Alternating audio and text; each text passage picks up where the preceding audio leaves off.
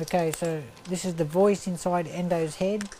Don't go running out the house thinking there's a ghost in the house, it's just me. I'm going to get on this horse in a minute, but like I said, she hasn't got a mouth. What I'm going to do is try and just soften the neck up a little bit, get her flexing to either side. First I tried to turn her to the near side here, and she actually started walking backwards instead. She's very stiff in the neck, so I'm going to go to the other side, the off side.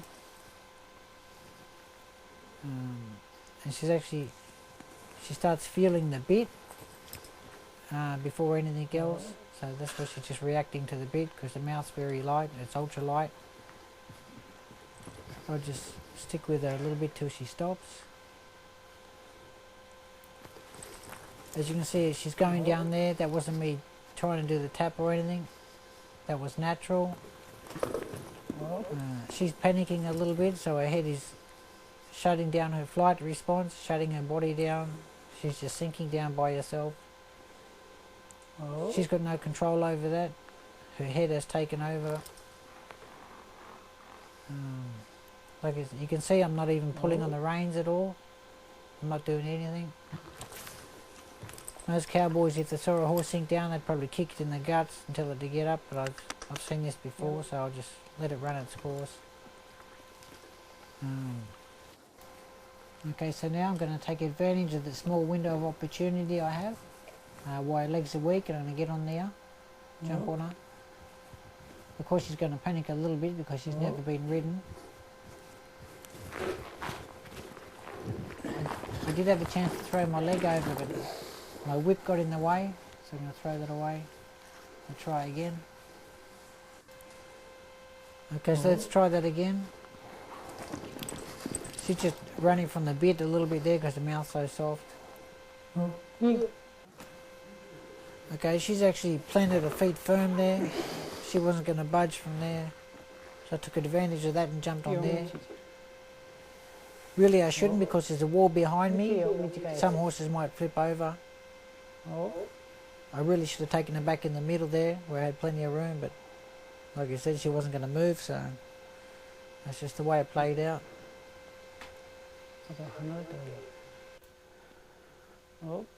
Okay, so this stage one, I'm on her.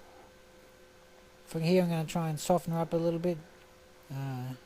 Didn't have much luck on the ground, I won't have much luck here. As you can see, she's throwing her head up there. She doesn't like the bit at all. But if I go at her pace, a pace she can understand, she should be okay. Once she does move off, I'll get her moving in a circle. Doesn't really matter which way, left or right, as long as she's moving. That way she'll get used to me and her back, and she'll start concentrating about other things. Okay, now when you do this, never let them walk off in a straight line, otherwise they could take off bucking. The rider is still in control here. Once she works out what the rider is on the back and she's relaxed, then she can take over and walk off relaxed. As you can see, the wall's in my way there. That's another reason why you shouldn't get on near the wall. There she goes. I've got a one turn there, that's enough. That's just a small goal she completed. I might have to go 3 times one way to get one the other way, which doesn't matter. If you can get them one way, you will eventually get them the other. And it's just going at a pace they can understand.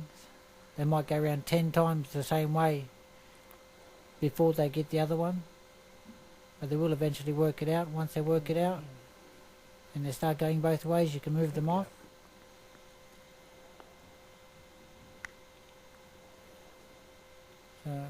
Her mind's ticking over at the moment, so I'm just giving her little chores to do.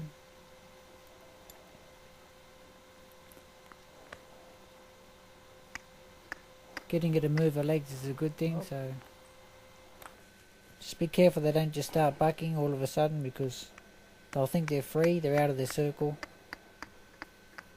They'll think they've taken charge again. Good girl. She worked it out pretty quick. Some take longer than others.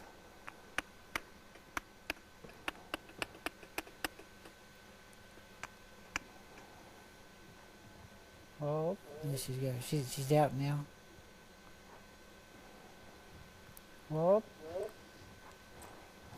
Once they take a few steps forward like that, they sort of they can panic. There's actually two people in that arena or shed that shouldn't be there. The breeder's sitting over in the corner. There's a girl on the camera here on this corner, which isn't good because the horses will actually go to them like a magnet. If anyone is in there with you, they should be in the middle.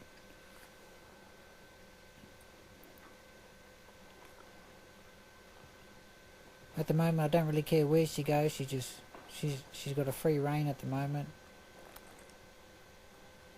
I'll reel her in later and start steering her. At the moment, she's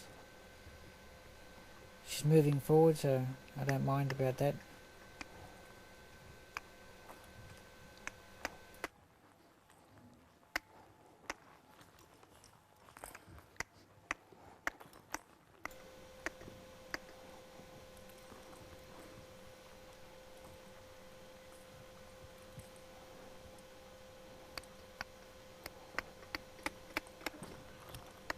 There she goes. She's starting to go over the corner because there's a person there.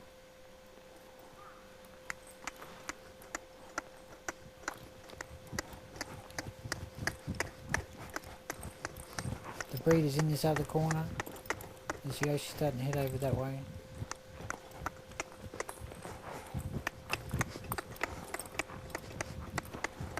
Okay, I'm doing a lot of clicking because I don't really want to kick her. Trying to get her to free up a little bit more.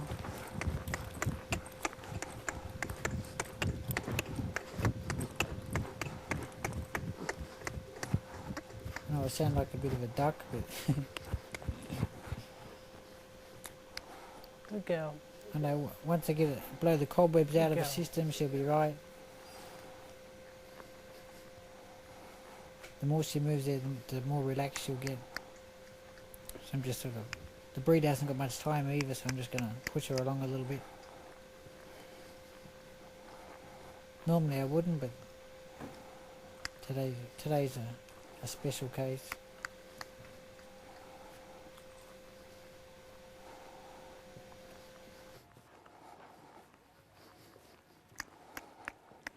Whoop.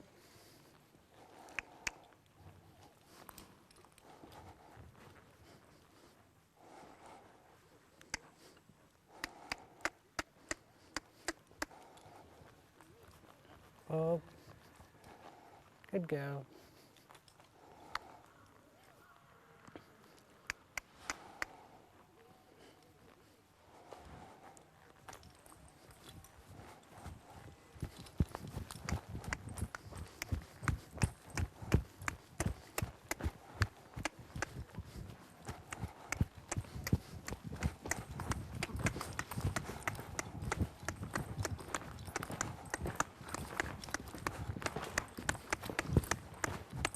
Up.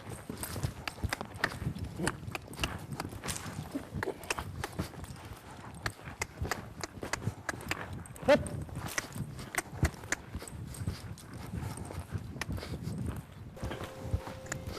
Okay, I'm not hitting her hard there with the whip, I'm just sort of tapping her on the butt to keep her going, that's all. You probably noticed I never have my feet in the irons. I'm a bit of an Indian. I ride better with my feet out. She's moving okay now. As you saw when she first started hacking on a little bit, she's very stiff up front. Now she's starting to loosen up a bit. She's turning now without throwing her head, which means she's forgotten all about the bit because she's up and moving. Good girl.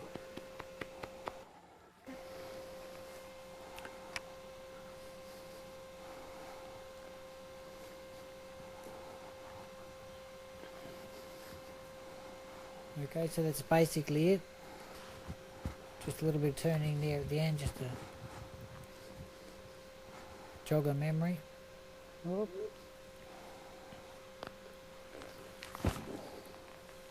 As As I said before, this filly came today. I don't know her. Oh, I basically just got straight on her, but still managed to join up there. You see, she likes me.